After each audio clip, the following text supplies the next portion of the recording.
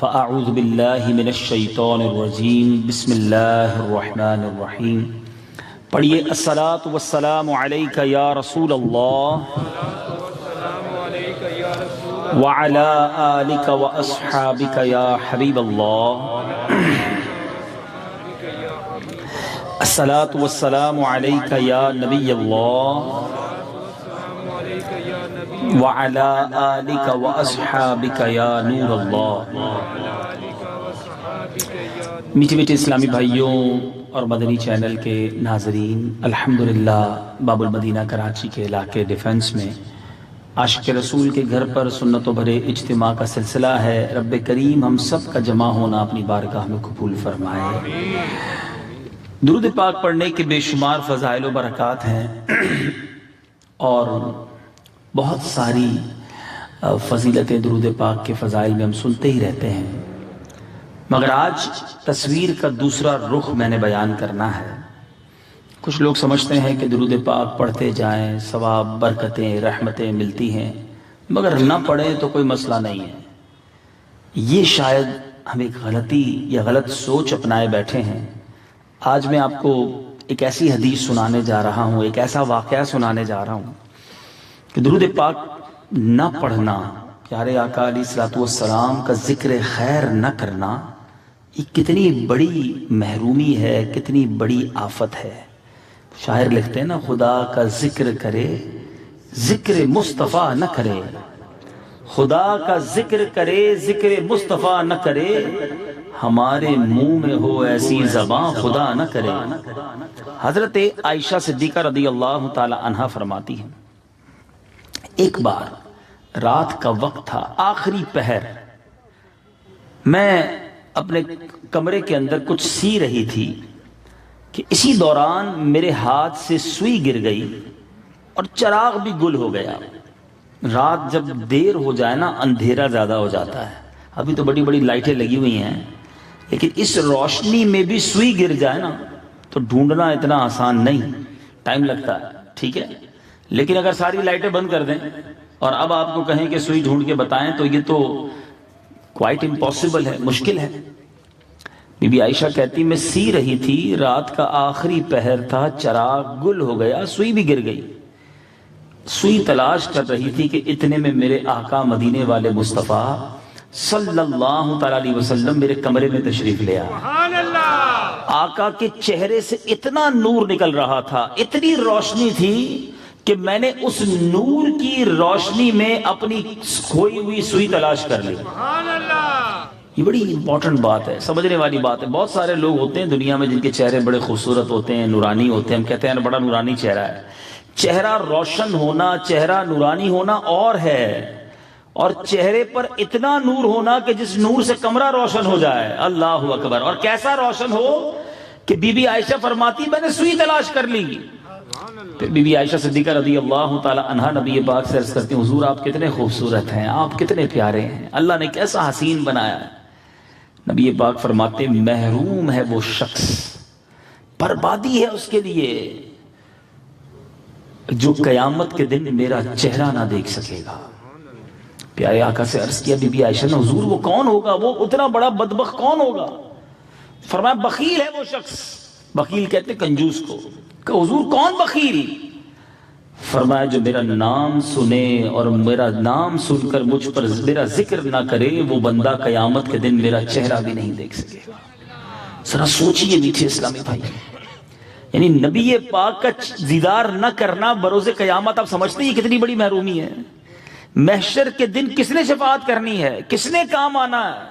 وہ کون ہے جس کے دامن میں جا کر ہم نے چھپنا ہے؟ بڑے بڑے انبیاء اہل محشر ان کے پاس جائیں گے کہ حضور مدد کیجئے، ان کی امت کے لوگ بھی ہوں گے، مگر سارے نبی کہیں گے اذهبوا الى غیری، کسی اور کے پاس جاؤ، آج میں تمہاری کوئی مدد نہیں کر سکتا۔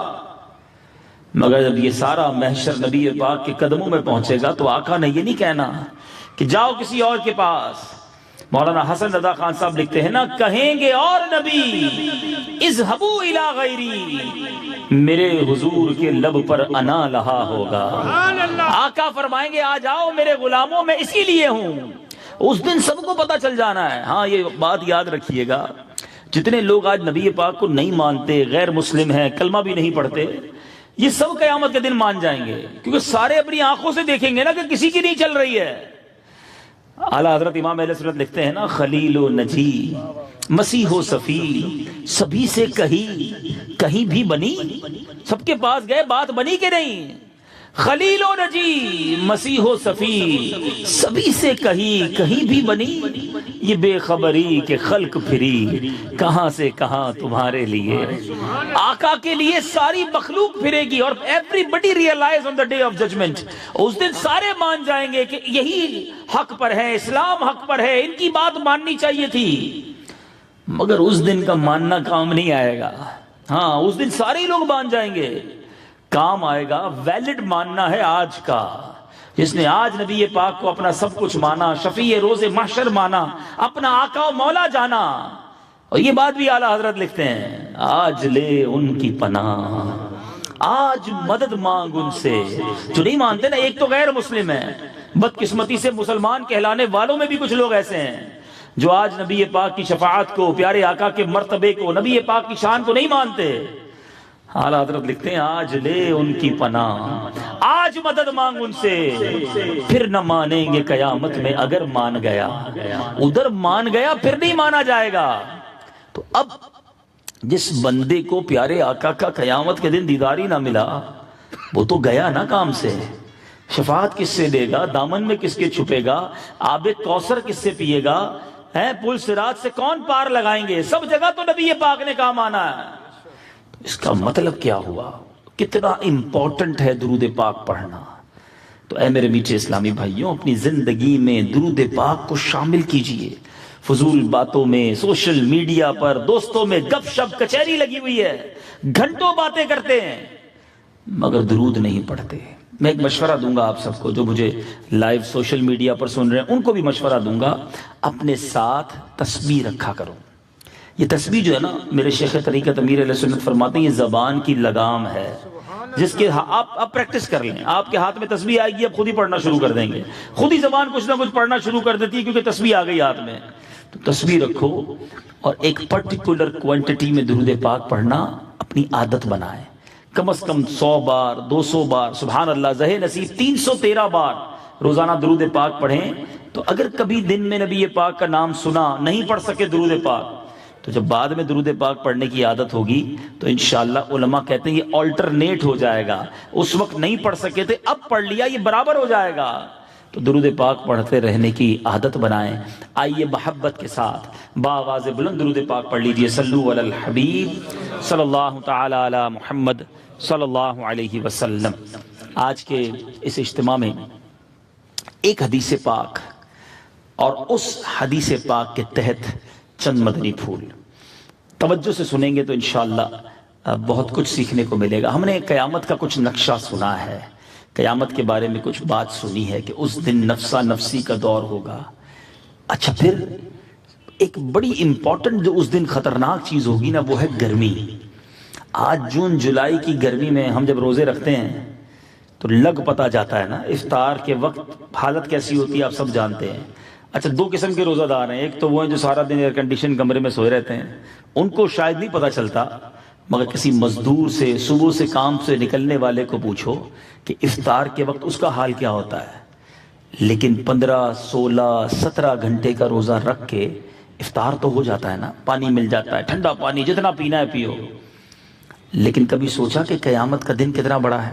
17 گھنٹے کی دھوپ نہیں ہے، 50,000 سال کا دن ہے۔ آج جون جولائی میں ننگے پیر ڈامر کے روڈ پہ کھڑے نہیں رہ سکتے۔ قیامت کے دن تانبے کی زمین ہوگی، کاپر، اور سورج آج ملینز مائلز اوے ہے، اس دن 1.25 میل دور ہوگا۔ گرمی تو کیلکولیٹ ہی نہیں ہو سکتی نا کہ ٹیمپریچر کیا ہوگا۔ اور پھر فرمایا لوگ اتنا پسینہ بہے گا کہ لوگ اپنے پسینے میں ڈبکیاں کھا رہے ہوں گے، اتنا سویٹ، زبانیں پیاس سے باہر ہوں گی۔ آپ امیجن نہیں کر سکتے کہ پیاس لگی کتنی ہوگی۔ مگر اس دن اللہ نے ایک ایسا شربت تیار کر رکھا ہے، ایک ایسا پانی ہے، سبحان اللہ۔ آج گرمی میں کئی گلاس پی لو پھر پیاس لگتی ہے، قیامت میں کتنا پانی چاہیے گا اس پیاس کو بجھانے کے لیے۔ حدیث کے الفاظ ہیں شربتن ہنی اتم مریآ لا نظمع بعدہ ابدا. آقا فرماتے ہیں کہ ایسا شربت ہے جو ایک بار پی لے گا پھر کبھی پیاسی نہیں لگے گی، اور وہ ہے حوض کوثر. اور یہ حوض کوثر کن کو ملا ہے؟ ہمارے آقا کو ملا ہے. نبی پاک صاحب کوثر ہیں، جس کو چاہیں پلائیں گے، جس کو چاہیں عطا فرمائیں گے. اب اتنی گرمی میں سایہ کدھر ہوگا؟ آج تھوڑی سی گرمی پڑتی ہے، ہم کیا کرتے ہیں فوراً کوئی درخت کا سایہ ڈھونڈتے ہیں، یار دھوپ میں نہیں کھڑا جا رہا. اس دن ایک ہی سایہ ہوگا، یوم لا ظل الا ظلک ولا باقی الا وجہک. قیامت کے دن ایک ہی سایہ ہوگا اور وہ اللہ کے عرش کا سایہ ہوگا. وہ کس کو ملے گا؟ ذرا آپ تھوڑا سا امیجن کریں، تھوڑا سا غور کریں. ہم ایک ایسے میدان میں کھڑے ہیں جہاں شدید دھوپ ہے، خطرناک گرمی ہے، پیاس سے بے حال ہیں، اور چند خوش نصیب اللہ کے عرش کے سائے میں ہیں. کیسی حسرت ہوگی ان لوگوں کو جو اس سائے میں نہیں ہوں گے. ہم سب کو اس سائے میں جانا ہے انشاءاللہ. اللہ کے حبیب نے ہمیں اپنے فرمان کے ذریعے بتا دیا نا، آج بتا دیا نا. وہ سایہ پانا ہے تو ان 7 قسم کے لوگوں میں شامل ہو جاؤ. آج میں نے کہا نا ایک حدیث سناؤں گا بس، اور اس حدیث کے تحت آپ نے اور میں نے غور کرنا ہے. میرے آقا مدینے والے مصطفیٰ صلی اللہ علیہ وسلم فرماتے قیامت کے دن 7 قسم کے لوگوں کو اللہ کے عرش کا سایہ ملے گا، جس دن اور کوئی سایہ نہ ہوگا. ایک نیت سارے کر لو، میں بھی کرتا ہوں، آپ بھی کر لو، کہ اگر ان 7 قسم کے لوگوں میں شامل نہیں ہوں تو آج سے ان 7 قسم کے لوگوں میں شامل ہونے کی کوشش شروع کر دوں گا. نیت کرتے ہیں انشاءاللہ. کسی ایک کیٹیگری میں آ جاؤ، 7 میں نہیں آ سکتے، ان 7 کیٹیگریز میں سے کسی ایک میں تو آ جاؤ، تاکہ میں اللہ کے عرش کے سائے میں جانے والوں میں بن جاؤں.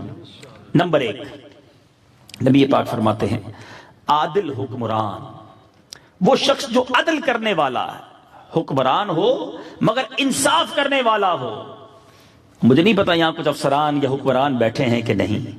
اگر یہ بیان بعد میں سنیں، اگر اللہ نے ایسا مقام دیا ہے کہ آپ کو فیصلہ کرنا پڑتا ہے، یہاں خاندان کے بڑے بھی بیٹھے ہوں گے، یہاں اپنی قبیلے کے، اپنی کمیونٹی کے بڑے ہو سکتا ہے بیٹھے ہوں. ہم فیملی میں تو بڑے ہوتے ہی ہیں نا، اپنے بچوں میں، اپنی فیملی میں. جب فیصلہ کرنے کی باری آئے، عدل سے کام لینا، انصاف لینا، اللہ انصاف کرنے والوں کو پسند فرماتا ہے.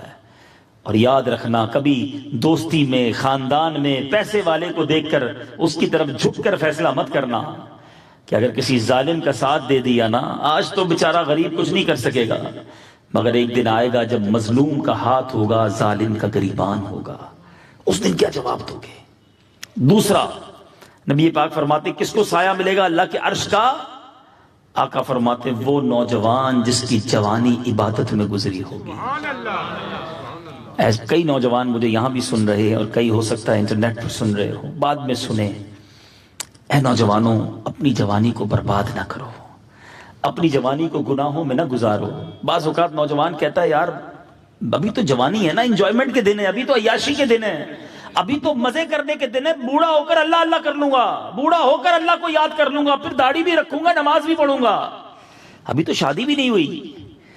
ان نوجوانوں سے میرا یہ سوال ہے کہ تمہارے پاس کوئی گارنٹی ہے کہ تم بڑھاپے تک زندہ رہو گے؟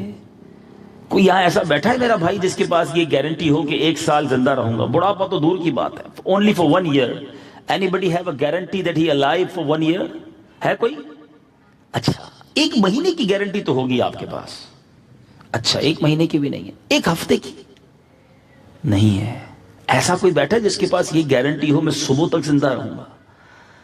اللہ اکبر. آپ خود جواب دے رہے ہیں، میں نہیں کہہ رہا. یعنی آپ خود یہ کہہ رہے ہیں کہ ہمارے پاس صبح تک زندہ رہنے کی گارنٹی نہیں ہے. جب تمہیں یہ پتا نہیں کہ آج بھی جا سکتے ہو، پھر توبہ میں تاخیر کیوں؟ پھر گناہ کیسے؟ پھر اللہ کی نافرمانی کیسی؟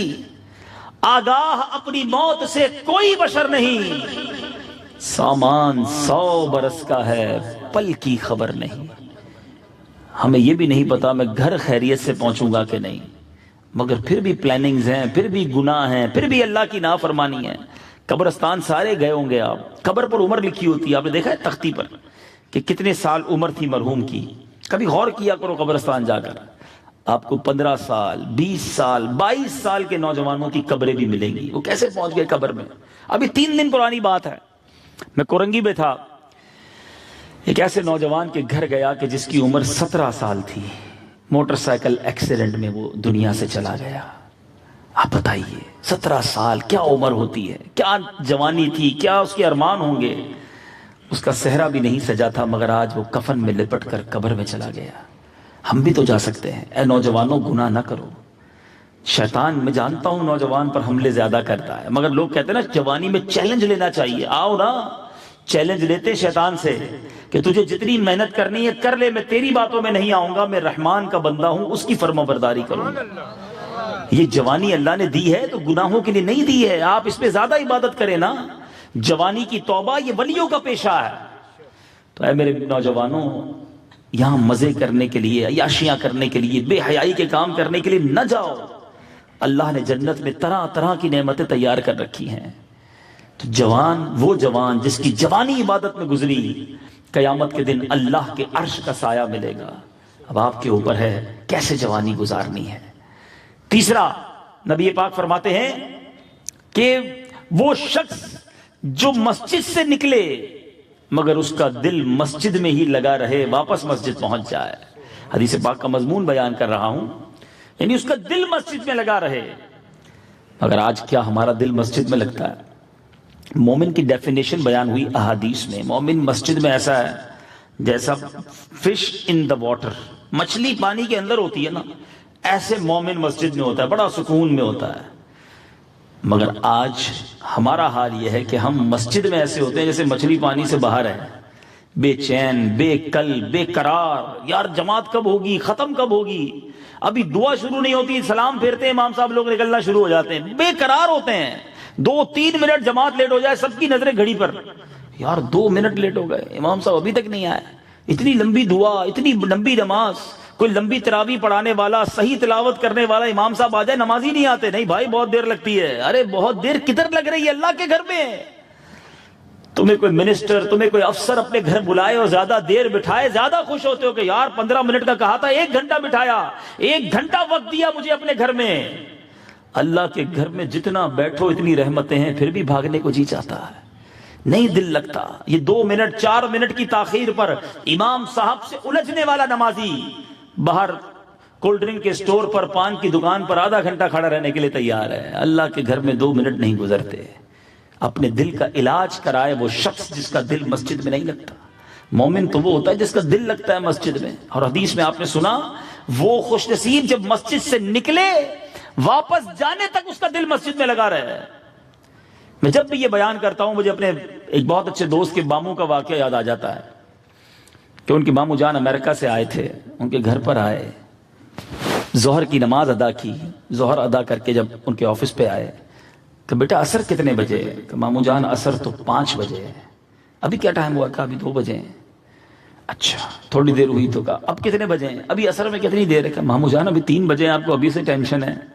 4 بجے تو وہ کھڑے ہو گئے. کہ کیا ہوا؟ کہ وضو کر رہا ہوں، عصر کی تیاری شروع کرتا ہوں. ارے ابھی اذان بھی نہیں ہوئی، ماموں جان آپ کو کیا ہو گیا ہے؟ ماموں جان نے کمال کی بات کی. کہا بیٹا تم کیا جانو مسجد کیا ہے؟ ہم امریکہ میں رہتے ہیں، 50 کلومیٹر دور مسجد ہوتی ہے، اذان کی آواز کو کان ترس جاتے ہیں. تمہاری تو گلی گلی میں مسجد ہے، ہمیں مسجد کی ہمیں قدر ہے. اب بتاؤ ہمارے پاس مؤذن اذان دے رہا ہوتا ہے، ہمیں پاس ٹائم نہیں ہوتا مسجد میں جانے کا. اے میرے میٹھے اسلامی بھائیوں، مومن وہ ہوتا ہے جس کا دل مسجد میں لگا رہے. میں نے شروع میں نیت کروائی تھی کہ ان 7 کیٹیگری میں سے کسی ایک کیٹیگری میں چلے جانا اگر اللہ کے عرش کا سایہ پانا ہے. خوش نصیب ہیں جو باجماعت نماز پڑھتے ہیں. نیت کرو انشاءاللہ کہ 5 نمازیں باجماعت ادا کریں گے انشاءاللہ. چوتھا کون خوش نصیب؟ اللہ کے حبیب فرماتے وہ 2 شخص جو اللہ عز و جل کی محبت کی خاطر آپس میں ملیں اور اللہ عز و جل کی محبت کی خاطر جدا ہو جائیں. آج ہم کیا کرتے ہیں؟ ہماری ملاقاتیں تو مطلب کے لیے ہیں، کوئی کام کے لیے ہیں، کوئی پیچھے غرض ہوتی ہے. اللہ کی محبت کے لیے کون ملتا ہے؟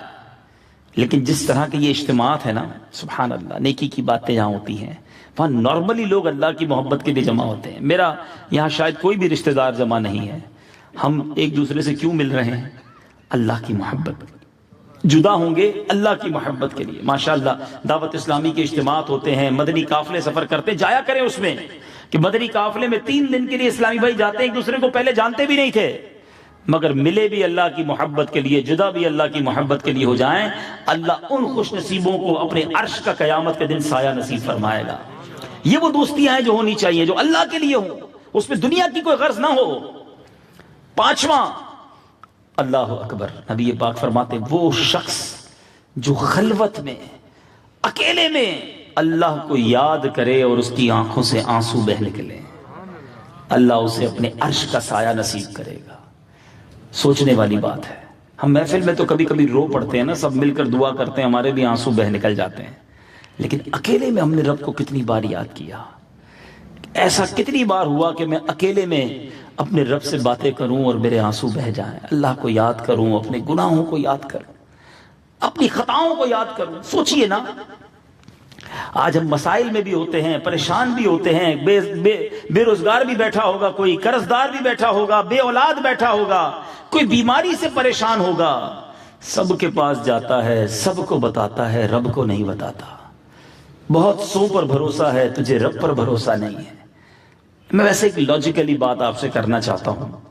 ایک بچہ ہو، رات کو اٹھ جائے، سب کے ساتھ ہوا ہوگا، بلکہ بچپن میں تو ہمارے ساتھ روز ہی ہوا تھا کہ ہم رات کو اٹھتے تھے، پیٹ میں درد ہوتا تھا، ماں جاگ جاتی تھی، بھوک لگتی تھی تو ماں اٹھ جاتی تھی. ہمیں جاگتا دیکھ کر ماں کی رات نہیں گزرتی تھی، بلکہ رات کو دیر سے جب گھر جاتے تھے تو دروازہ بھی ماں ہی کھولتی تھی. اسے تو نیند ہی نہیں آتی تھی کہ بیٹا کب واپس آئے گا. اور اب ہم بچوں والے ہو گئے، اور جن کی ماں آج بھی زندہ ہے، اس عمر میں بھی جب ماں کو کہا نا ماں ٹینشن میں نیند نہیں آ رہی، تو ماں کی نیند بھی اڑ گئی. کبھی زندگی میں ایسا نہیں ہوا ہوگا کہ آپ نے لیٹ نائٹ ماں کو یہ کہا ہو کہ ماں میں تکلیف میں ہوں، اور ماں کروٹ بدل کر سو جائے. اس کی بھی نیند چلی جاتی ہے، وہ بے قرار ہو جاتی ہے، وہ ہماری مدد کرنے کی کوشش کرتی ہے. ایسا ہے کہ نہیں؟ اب میں سوال کرتا ہوں آپ سے، کبھی کوئی بچہ، کبھی کوئی مرد رات کو 2-3 بجے اٹھے بستر سے، بچھائے جا نماز، پڑھے تہجد، اور اس رب کو پکارے جو 70 ماؤں سے زیادہ چاہنے والا ہے کہ یا اللہ بے قرار ہوں، پریشان ہوں، بیمار ہوں، قرضے میں ڈوب گیا ہوں، میری فلاں مشکل ہے، مالک مدد کر، تجھے پکار رہا ہوں. رات اٹھ کر جب بھی ماں کو پکارا، ماں نے مدد کی. کبھی رب کو پکار کر تو دیکھو، وہ دیکھو کیسی مدد فرماتا ہے. اس کی بارگاہ میں آنسو بہا کر تو دیکھو تمہاری کیسے بگڑی بناتا ہے. پرابلم یہ ہے ہم وہ کنیکشن ہی پیدا نہیں کرتے، ہم اللہ کو اس دل سے پکارتے ہی نہیں ہیں، بھروسہ بھی تو نہیں ہے. لوگ ایسے بھی ہیں اس دنیا میں جو دعا ہی نہیں مانگتے، کہتے مانگنے کا کوئی فائدہ نہیں، پوری نہیں ہوتی. ان کی پوری ہونی بھی نہیں ہے. جن کو اپنے مالک پر بھروسہ نہیں، ان کی دعائیں قبول نہیں ہوتی. بھروسہ دیکھو کیسا ہوتا ہے. ایک بار ایک گاؤں میں بارش نہیں ہو رہی تھی. گاؤں کے لوگوں نے کہا مل کر دعا کرتے ہیں. نماز استسقا پڑھی جاتی نا، دعا کی جاتی بارش کے لیے. آؤ دعا کرتے ہیں. سارے گاؤں کے لوگ جمع ہوئے. ایک میدان میں ایک نوجوان بالکل ینگ لڑکا تھا، وہ بھی آیا، مگر ہاتھ میں چھتری لے کر آیا. لوگ ہنسنے لگے کہ کتنے سال ہو گئے ایک بوند پانی کا نہیں گرا، تم دعا کرنے آئے ہو اور ساتھ چھتری بھی لائے ہو. نوجوان کہتا مانگنے کس سے آئے ہیں؟ کیا وہ بارش نہیں دے سکتا؟ پھر مانگنے کیوں آئے ہیں؟ ارے بارش ہو گئی تو واپس کیسے جاؤں گا؟ اللہ سے مانگنے آیا ہوں، اتنے لوگ دعا کریں گے، بارش تو برسنی ہے. اس کا یقین تھا کہ دعا ختم ہوئی اور موسلا دھار بارش شروع ہو گئی. سارا گاؤں بھیگتا ہوا گھر گیا، نوجوان چھتری کے سائے میں گھر جاتا ہے. یہ یقین چاہیے، یہ بلیف چاہیے، جبھی تو کام ہونا ہے نا. دعا مانگتے وقت بھی یہ خیال ہوتا ہے پتہ نہیں ہوگی نہیں ہوگی، پھر بھی مانگ لیتے ہیں. نہیں ہوگی، پہلے سے بتا رہا ہوں. اعلیٰ حضرت امام اہل سنت نے اپنی کتاب میں لکھا ان لوگوں کی دعا قبول نہیں ہوتی جو اللہ پر یقین نہیں رکھتے. یقین کامل ہونا چاہیے کہ میرا مالک میری ضرور مدد فرمائے گا. پھر دیکھو کیسے بگڑی بنتی ہے. اور پھر ایک اور یقین بھی رکھو، میں جو مانگ رہا ہوں وہ نہیں مل رہا ہے تو ضروری نہیں کہ جو تم مانگ رہے ہو وہ ملنا ضروری اچھا ہے. قرآن کہتا ہے تم کئی چیزوں کو اپنے لیے اچھا سمجھتے ہو مگر وہ تمہارے لیے اچھی نہیں، اور تم کئی چیزوں کو برا سمجھتے ہو مگر وہ تمہارے لیے اچھی ہیں. واللہ اعلم وانتم لا تعلمون، اللہ جانتا ہے اور تم نہیں جانتے. اور یہ بڑی لاجیکلی بات ہے. ہمارے بچے بعض اوقات کئی چیزوں کی ضد کرتے ہیں، ہم ہر ضد پوری کرتے ہیں؟ نہیں کہتے نہیں یار یہ کھلائیں گے تو بیمار ہو جائے گا، یہ بچہ رو رہا ہے آئس کریم کے لیے، گلا خراب ہے، بخار بڑھ جائے گا، یہ باہر کی گندی چپس اور باہر کے پاپڑ کھائے گا تو یہ بیمار ہو جائے گا، وہ رو رہا ہوتا ہے، ہم نہیں دیتے، کیوں؟ تو آپ کہیں گے مجھے پتا ہے نا اپنے بچے کو کیا دینا ہے۔ اچھا تمہیں باپ ہو کر پتا ہے بچے کو کیا دینا ہے، میرے رب کو نہیں پتا مجھے کیا دینا ہے؟ میں رو رہا ہوں یا اللہ بیٹا دے دے، میں رو رہا ہوں یا اللہ کاروبار بڑھ جائے، میں رو رہا ہوں یا اللہ یہ مشکل حل ہو جائے، نہیں ہو رہی تو سمجھ لو میرا مالک میرے لیے صحیح فیصلہ فرما رہا ہے، میرے لیے اچھا نہیں ہوگا، یہ میرے لیے بہتر نہیں ہوگا، مجھے لگ رہا ہے اچھا ہے۔ اللہ ماؤں سے زیادہ چاہنے والا ہے۔ جس دن آپ میں یہ بھروسہ ہو گیا نا، اس دن آپ کی زندگی بہت آسان ہو جائے گی، دعا مانگی جاؤ گے اور اس امید کے ساتھ جو بہتر ہوگا وہ رب عطا کر دے گا۔ اچھا دعا کا فائدہ بتاؤں، دعا جو ہے نا 3 باتوں سے خالی نہیں ہوتی، یا تو جو مانگو مل جاتا ہے، اچھا وہ نہیں ملتا تو اللہ تعالیٰ اس دعا کے صدقے ہمارے گناہ معاف کر دیتا ہے، یا اس دعا کے صدقے ہمارے لیے آخرت میں بہت ساری نیکیاں جمع ہو جاتی ہیں۔ حدیثوں کے الفاظ ہیں جب بندہ قیامت میں پہاڑ جتنی نیکیاں دیکھے گا نا تو کہے گا یا اللہ یہ نیکیاں تو میں نے نہیں کی، تو ارشاد ہوگا یہ وہ دعائیں ہیں جو تم نے دعا مانگی تھی، اس کا اجر ہم نے جمع کر کے رکھا ہے۔ تو بندہ عرض کرے گا کاش میری دنیا میں کوئی دعائی قبول نہ ہوتی، اتنا اجر۔ تو اب آپ کے اوپر ہے، دعا مانگنا ہی چھوڑ دیتے ہیں۔ تو بہرحال اللہ کو اکیلے میں یاد کرنا سیکھو، کچھ عبادتیں اکیلے میں بھی کرو۔ ایک سوال چھوڑے جاتا ہوں، اے ڈیفنس میں رہنے والوں، ایسی کتنی نیکیاں ہیں میرے اور آپ کے پاس جو فقط میں جانوں اور میرا رب جانے؟ یہ سوال ہے، اپنے آپ سے جواب لینا اکیلے میں۔ ایسی کتنی نیکیاں ہیں، شاید ایک بھی نہیں ملے گی۔ وہ پہلے مشہور تھا نا نیکی کر دریا میں ڈال، اب نیکی کر فیس بک پہ ڈال۔ ہر چیز ڈالنی ہے جناب سوشل میڈیا پر، ہمارا تو بس نہیں چلتا، ورنہ نماز پڑھو اور ایک بندے کو کہیں یہ بھی مووی بنا کے لائیو ڈالتا رہے کہ دیکھو نماز 2 سجدے کر لی ہیں، رکوع بھی ہو گیا ہے، ابھی حضرت نے سلام پھیر لیا ہے۔ کمال ہے یار، عبادت اللہ کے لیے لوگوں کو کیوں دکھانا ہے؟ اور آگے چلتے ہیں۔ چھٹا وہ شخص کون ہے؟ نوجوانوں پھر سنو، اللہ کے حبیب فرماتے ہیں وہ شخص جس کو کوئی حسن و جمال والی منصب والی عورت گناہ کے لیے بلائے اور وہ کہے کہ میں اللہ سے ڈرتا ہوں، نہیں جائے گناہ کے لیے، توبہ کرے، اللہ کے عرش کا سایہ اسے نصیب ہوگا۔ مگر آج کا نوجوان گناہ کے پلان کرتا ہے، یار کون سے علاقے میں جائیں ذرا جلدی عیاشی ہوگی، جہاں زیادہ بے حیائی ہوگی، کوئی ایسا ملک بتاؤ، کوئی ایسا طریقہ بتاؤ۔ ڈھونڈ ڈھونڈ کر گناہ کرتے ہیں لوگ۔ نہ کرو ایسا، جب بھی گناہ کرنے کا جی چاہے تو ایک سوال اپنے آپ سے کر لو کہ میں جو کرنے جا رہا ہوں یہ رب دیکھ رہا ہے۔ ایک زمانے میں ایک شخص جو ہے وہ ایک عورت کو پکڑ کر، ہاتھ میں چھری تھی، عورت کو کڈنیپ کر رہا تھا برے کام کے لیے۔ لوگ جمع تھے دور دور تک، بڑا مجمع، کسی میں یہ کریج نہیں تھی، کسی میں ہمت نہیں تھی کہ اس اور لڑکی کو چھڑا دے، لوگ تماشا دیکھ رہے تھے۔ اس زمانے کے ایک بزرگ آگے گئے، اس نوجوان کے کان میں کچھ کہا، وہ نوجوان تھر تھر کانپنے لگا، چھری ہاتھ سے گر گئی، خود بھی گرا، بے ہوش ہو گیا۔ تھوڑی دیر بعد اس نوجوان کو ہوش آیا، مجمع نے کہا تو بڑا بدماش تھا، تجھے کیا ہو گیا؟ کہہ رہے یہ بات بعد میں چھوڑو، بتاؤ میرے کان میں کہا کس نے؟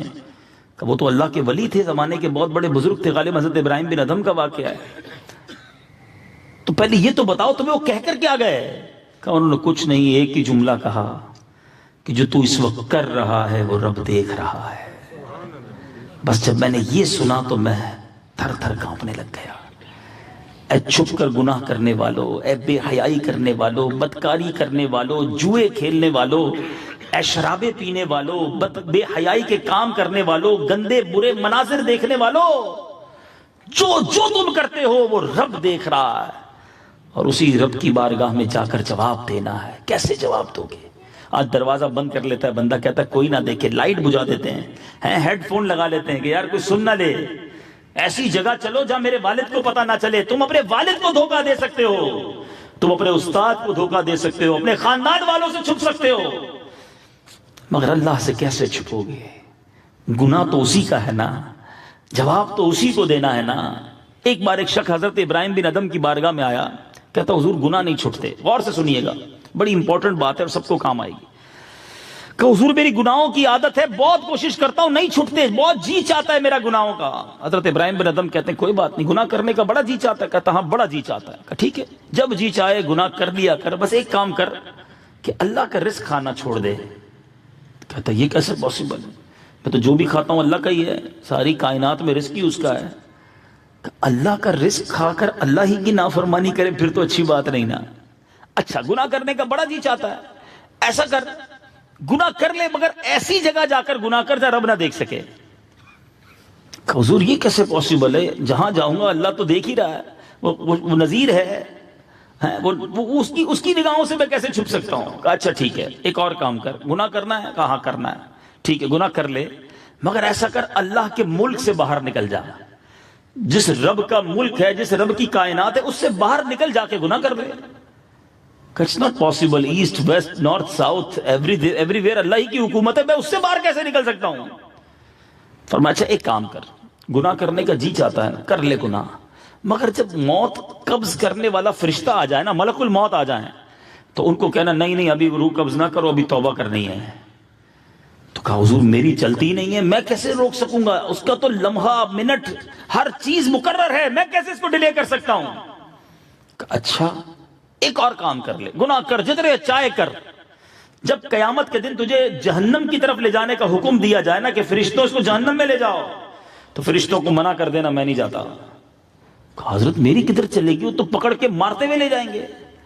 اب حضرت ابراہیم بن ادم نے کمال کا جواب دیا، فرماتے تو اللہ کا رزق کھانا چھوڑ نہیں سکتا، اللہ کی نگاہوں سے چھپ نہیں سکتا، اللہ کے ملک سے باہر جا نہیں سکتا، اپنی موت کو ڈیلے کر نہیں سکتا، اب قیامت کے دن فرشتے اگر جہنم میں لے جائیں ان کو منع نہیں کر سکتا، پھر گناہ ہی کرنا چھوڑ دینا، پھر ایک ہی چیز باقی بچتی ہے کہ گناہ مت کر۔ کاش یہ بات ہمارے دل میں بھی نقش ہو جائے۔ اچھا گناہ کرتا کیوں انسان؟ نارملی میرے نوجوان، میرے بچے بیٹھے ہیں، میرے بھائی بیٹھے ہیں، مزہ بہت آتا ہے، انجوائمنٹ۔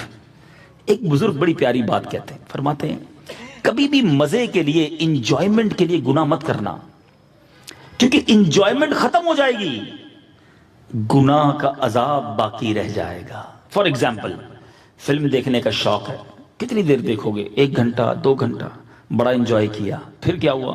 فلم ختم، انجوائمنٹ ختم نا، مگر جو 2 گھنٹے حرام دیکھا اس کا عذاب باقی ہے۔ شراب پی، 1 گھنٹہ 2 گھنٹہ 4 گھنٹہ مزے کیے، نشہ اترا، مزہ ختم، عذاب باقی رہ گیا۔ بے حیائی کرنے والا سوچے، جھوٹ بولنے والا سوچے، ہر برا کام کرنے والا سوچے کہ جب میں یہ برائی کرتا ہوں کیوں کرتا ہوں؟ مزے کے لیے، چند منٹوں کا مزہ ہے، عذاب باقی ہے۔ اور بزرگ اگلا حصہ بڑا پیارا کہتے ہیں، تکلیف کی وجہ سے نیکی نہ چھوڑنا، تکلیف ختم ہو جائے گی، اجر باقی رہ جائے گا۔ فجر کے لیے اٹھنا مشکل ہے، ارے یار کون بستر چھوڑے، ٹھنڈے پانی سے وضو کرے، پوچھو نماز پڑھنے والوں سے، جب صبح اٹھتے ہیں مشکل ہوتی ہے، مگر جب وضو کر کے نماز پڑھتے ہیں مشکل ختم، پھر بستر تیار ہے، سو جاؤ، مشکل ختم ہو گئی، فجر پڑی ہے، اس کا ثواب باقی رہ گیا ہے۔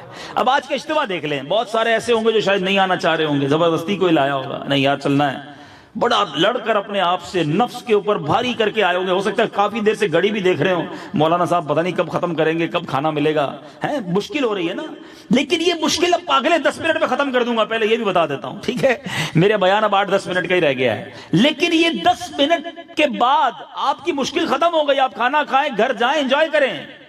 لیکن اللہ کی رحمت سے جو 1 گھنٹہ آدھا گھنٹہ جو بھی آپ یہاں بیٹھے رہے، اس کا ثواب آپ کے نامہ اعمال میں باقی ہے، ڈیفیکلٹی ختم ہو جائے گی، ثواب باقی رہ جائے گا۔ اب آپ کے اوپر چوائس آپ کی ہے، مزے کر کے گناہ کرنے ہیں اور جواب باقی رکھنا ہے، عذاب باقی رکھنا ہے، پٹائی باقی رکھنی ہے، یا تھوڑی تھوڑی مشکل اٹھا کر نہیں یار نماز پڑھ لیتا ہوں، تھوڑی سی تلاوت کر لیتا ہوں، یار درود پاک میں دل نہیں لگ رہا، نہیں پڑھ لیتا ہوں، یار تلاوت کرتا ہوں نیند آتی ہے، یار 1 رکوع تو پڑھ لیتا ہوں، یہ کر لیا کرو، یہ تکلیفیں اٹھایا کرو، کیونکہ یہ تکلیفیں چند منٹوں کی ہیں، اور مزے کی بات بتاؤں، یہ تکلیفیں بھی چند دنوں کی ہیں۔ ہاں جس کا دل لگ گیا نا، کبھی مریض کو دیکھا ہے، بخار آپ کو بھی ہوا ہوگا، کھانا اچھا لگتا ہے بخار میں؟ بتاؤ نا، دوائی اچھی لگتی ہے؟ منہ کڑوا ہو جاتا ہے نا، تو کیا کرتے ہو؟ کھانا چھوڑ دیتے ہو؟ بندہ کہتا نہیں یار کھانا کھاتے رہو، طبیعت ٹھیک ہوگی، پھر مزہ آنے لگے گا۔ ابھی پرابلم یہ ہے بیمار، گناہوں کے بیمار ہیں، دل پہ زنگ لگا ہوا ہے، تلاوت کرتے نیند آتی ہے، مسجد میں جاتے ہیں بوریت ہوتی ہے. ابھی بھی کئی لوگ ایسے ہوں گے جن کو مزہ نہیں آ رہا ہوگا. کوئی بات نہیں، یہ آپ کو ڈیلیبریٹلی کرنا پڑے گا کہ یار ابھی میں بیمار ہوں، ابھی میرے اندر گناہوں کا مرض ہے، مجھے یہ اچھی باتیں اچھی نہیں لگ رہی. خدا کی قسم یہ کرتے رہو، جس دل کا زنگ دور ہوا، ہر سجدہ تمہیں لذت دے گا، ہر درود تمہارے آنکھوں میں آنسو لائے گا. سرکار کی محفل میں بیٹھو گے، آنکھیں بند کرو گے، مدینے پہنچ جاؤ گے، کیونکہ دل صاف ہو چکا ہوگا. پھر تمہیں ان چیزوں میں بھی لطف آنے لگ جائے گا. پھر تم کبھی فلم کی کوئی بات کرے گا، تمہیں اس سے گھن آئے گی، اور کوئی مدینے کی بات کرے گا تم جھوم جاؤ گے. کیونکہ بات یہ ہے کہ اب دل صاف ہو چکا ہوگا. اگر میرا کوئی بھائی ایسا بیٹھا ہے جو یہ فیل کرتا ہے کہ یار میں نیکی کا کام کرتا ہوں، مجھے مشکل ہو رہی ہے، وہ ریئلائز کر لے کہ میرے اندر ابھی بیماری ہے، مجھے لڑنا ہے اس بیماری سے، یہ روحانیت مجھے حاصل کرنی ہے.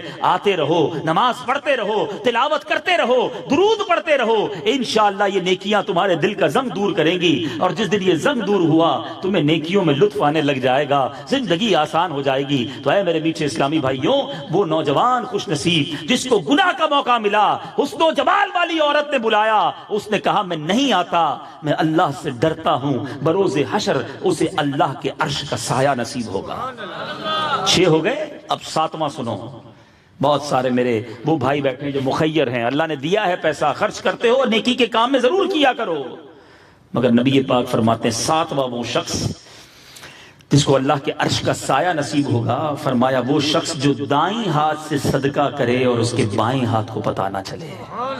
ہاں یہ ہے اصل صدقہ. میں دوں اور سب کو بتاؤں کیوں؟ یہاں تو پرابلم یہ امام صاحب کو پرچی جاتی ہے کہ حضرت ذرا خاص دعا کریں اسپیشل والی، فلاں حاجی صاحب نے جو ہے وہ کولر دیا ہے مسجد کے، پنکھے لگا کر دیے ہیں. بھائی کیوں آپ چاہتے ہیں آپ کا نام لے کے دعا ہو؟ سارے نمازیوں کو پتا چلے نا 10,000 روپے خرچ کیے میں نے، یہ قالین میں نے لگائے ہیں. یعنی ہم ابھی خرچ کرتے نہیں، ادھر پیٹ میں گڑگڑ شروع ہو جاتی ہے کہ لوگوں کو بتانا کیسے ہے. اخبار میں اشتہار لگتے ہیں کہ فلاں حضرت سلائی مشین بانٹیں گے، فلاں اناج بانٹیں گے. اور اب تو پہلے اخبار میں تھا، اب تو سب کے پاس اخبار ہے، فوراً جناب فیس بک پہ لگا دیا کہ میں جناب فلاں روڈ پہ کھانا کھلا رہا تھا. کیوں میں چاہتا ہوں کہ راہ خدا میں خرچ کرتے ہی لوگوں کو پتہ چل جائے؟ اپنے دل سے پوچھو نا، سب ضائع نہ ہو جائے، کہیں ایسا نہ ہو سارا سفر بیکار ہو جائے. اللہ کی راہ میں خرچ ضرور کیجئے، مگر میں جانوں اور رب جانے. اچھا ایک اور بڑا پرابلم ہے، ایک تو دو مسئلے، ایک تو لوگوں کو بتانا ہے، دوسرا جتانا ہے. قرآن کہتا ہے لا تبطلوا الصدقات من المن والاذى. اے ایمان والو اپنے صدقوں کو ضائع نہ کرو، لوگوں کو جتلا کر، احسان جتا کر اور تکلیف پہنچا کر. لوگ ایسے بھی عجیب و غریب ہیں جو کہتے ہیں کہ پتہ نہیں تیرا رشتہ، تیرے بہن کا شادی میں نے کروا دی تھی، بھول گیا؟ جب قرضہ چاہیے تھا میں نے دیا تھا نا، تجھے نوکری لگائی تھی یاد ہے کہ نہیں؟ اب بندہ بولے یار اس سے میں نے مدد تو کیا مانگ لی، یہ تو بار بار ذلیل کر رہا ہے، ثواب نہیں ملے گا، سب برباد ہو جائے گا. یہ تکلیف، یہ جتانا، احسان تمہاری اور میری اوقات کیا ہے؟ اگر آج میں نے کسی کو پیسے دیے، یہ اللہ کی مہربانی تھی جس نے مجھے دینے والا بنایا، مانگنے والا نہیں بنایا. آج میں کسی کی مدد کروں تو احسان جتاؤں گا. ارے کبھی مدد کیا کرو نا تو ساتھ 2 آنسو بھی بہایا کرو کہ مالک تیری مہربانی، تو نے مجھے دینے والا بنایا، میں بھی اس کی جگہ مانگنے والا ہو سکتا تھا.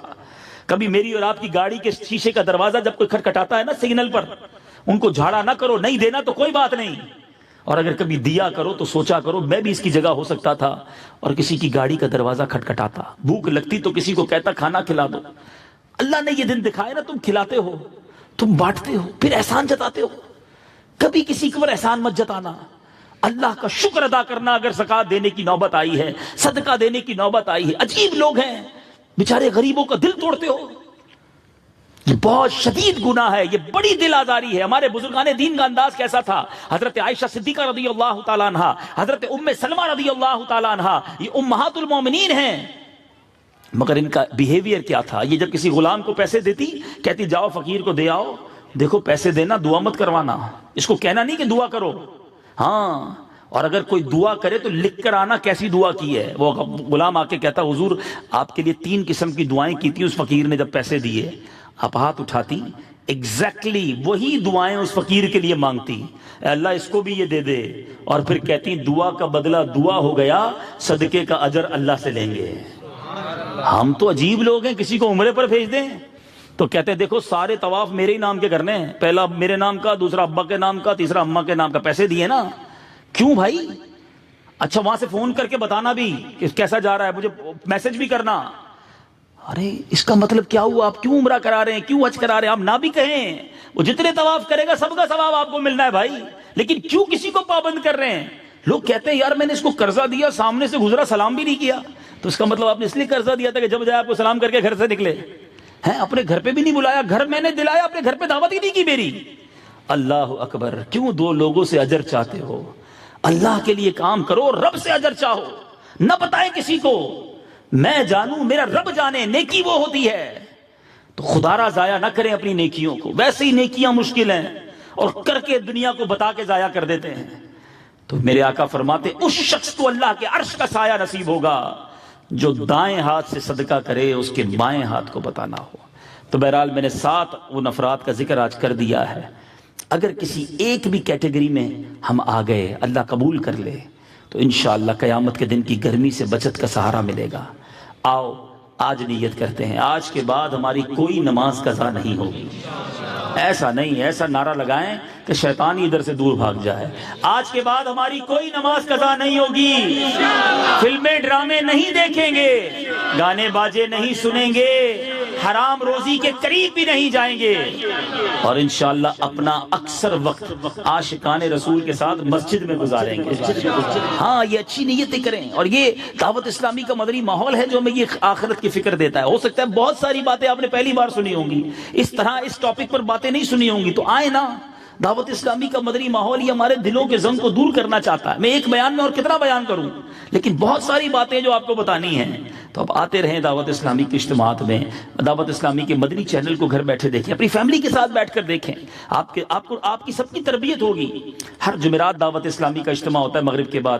ماشاءاللہ کلفٹن ڈیفنس والوں کے لیے بلاک 8 کلفٹن میں فیضان جیلان مسجد میں ہوتا ہے. ہر ہفتے کی رات اللہ کے ولی ماشاءاللہ اس دور کی عظیم ہستی مدنی مذاکرہ کرتے ہیں رات تقریباً 8:30-9 بجے. گھر بیٹھ کے دیکھ لیا کرو، کبھی کبھی فیضان مدینہ آ جایا کرو، تو انشاءاللہ ان کا دیدار بھی ہوگا اور تربیت بھی ہوتی رہے گی. اللہ ہم سب کو ان باتوں پر عمل کرنے کی توفیق عطا فرمائے.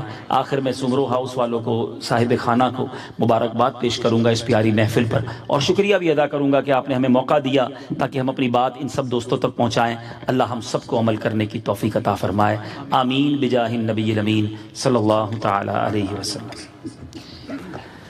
صلو علی الحبیب صلی اللہ تعالی علی محمد صلی اللہ علیہ وسلم. میرے میٹھے اور پیارے اسلامی بھائیوں، اللہ تبارک و تعالیٰ کی رحمت سے ہم مسلمان ہیں، اور مسلمان کا سب سے قیمتی سرمایہ اس کا ایمان ہوا کرتا ہے.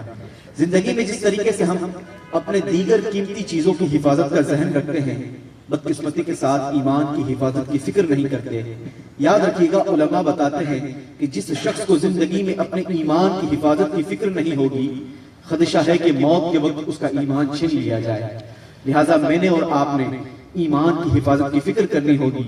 علماء سے سوال کیا گیا کہ ایمان کی حفاظت کا کوئی آسان ذریعہ بتا دیجئے. الحمدللہ علماء نے ایمان کی حفاظت کا ایک بہترین اور آسان حل بتایا کہ ولی کامل کے ہاتھوں میں ہاتھ دے دینا یہ ایمان کی سلامتی کا ایک ذریعہ ہے.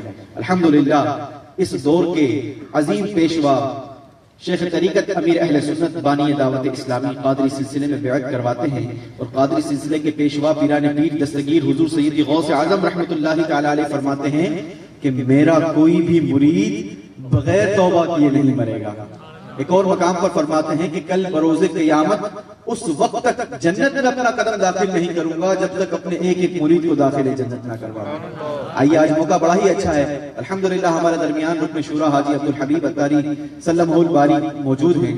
آپ وکیل اتار ہیں، کیوں نہ ان کی موجودگی کا فائدہ اٹھاتے ہوئے میں اور آپ ہم سب مل کر قادری سلسلے میں بیعت ہو جائیں. میرے وہ اسلامی بھائی جو پہلے سے کسی اور پیر صاحب کے مرید ہیں، وہ چاہیں تو بیعت برکت حاصل کر لیں. اور سبحان اللہ، میرے شیخ طریقت امیر اہل سنت کا کتنا پیارا انداز ہے کہ جب آپ بیعت کرواتے ہیں تو بیعت کروانے سے پہلے توبہ بھی کرواتے ہیں.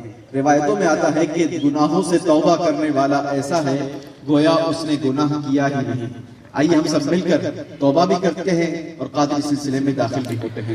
صلو علی الحبیب صلی اللہ تعالی علی محمد. ایک ضروری وضاحت کر دوں، دوران بیان میں نے ایک آیت پڑھی تھی، اس میں مجھ سے کچھ غلطی ہوئی ہے، میں دوبارہ پڑھ لیتا ہوں. لا تبطلوا صدقاتکم بالمن والاذی. اے ایمان والو، اپنے صدقوں کو ضائع نہ کرو احسان جتا کر اور تکلیف پہنچا کر۔ اللہ تعالی ہمیں اپنے لیے یعنی اللہ کی رضا کے لیے صدقات دینے کی توفیق عطا فرمائے۔ ماشاءاللہ ابھی بیعت کے بعد دعا بھی ہوگی اور ماشاءاللہ یہاں پر موئے مبارک شریف کی زیارت بھی کرائی جائے گی، تو باوضو ہو کر درود پڑھتے ہوئے زیارت کیجئے گا۔ اور ایک بڑا خوبصورت اعلان ہے، ماشاءاللہ آج ہم نے 7 قسم کے لوگوں کے بارے میں سنا ہے، اگر ان ایسی عادتیں اپنانی ہیں تو کچھ تبدیلی بھی لانی ہوگی نا۔ میں ایک مشورہ دوں گا، 25 فروری سے ہمارے اس کابینہ سے 1 ماہ کے لیے مدنی قافلے کشمیر کے لیے سفر کر رہے ہیں، تو یہ 1 مہینہ لوگ گھومنے پھرنے جاتے ہیں، آپ 1 ماہ اللہ کی راہ میں سفر کر لیں۔ ماشاءاللہ یہ وہ مہینہ ہوگا جس میں انشاءاللہ ساری نمازیں آپ کو باجماعت ملیں گی۔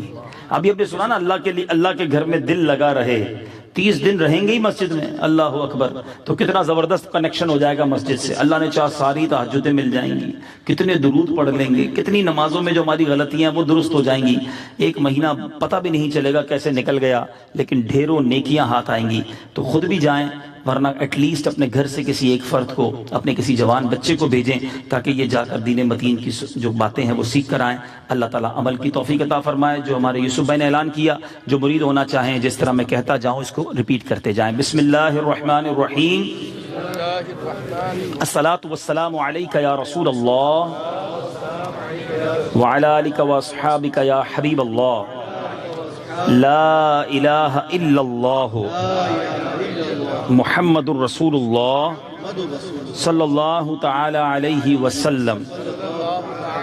توبہ کرتا ہوں میں اپنے تمام پچھلے گناہوں سے، اور وعدہ کرتا ہوں میں کہ آئندہ شریعت پر چلوں گا، بد مذہبوں اور برے لوگوں کی صحبت سے بچتا رہوں گا، نماز روزے کی پابندی کرتا رہوں گا، والدین کی نافرمانی، جھوٹ، غیبت، چغلی، وعدہ خلافی، گالی گلوچ، فلمیں ڈرامے، گانے باجے، بے پردگی وغیرہ وغیرہ گناہوں سے بچتا رہوں گا۔ اے اللہ میری اس توبہ کو قبول فرما اور مجھے میرے وعدے پر ثابت قدم رکھ۔ مرید ہوتا ہوں میں خاندان عالی شان قادریہ رضویہ عطاریہ میں نے اپنا ہاتھ آپ کے ذریعے سے شیخ طریقت امیر اہل سنت کے ہاتھ میں دیا، اور ان کے ذریعے سرکار بغداد حضور غوث پاک رضی اللہ تعالی عنہ کے ہاتھ میں دیا۔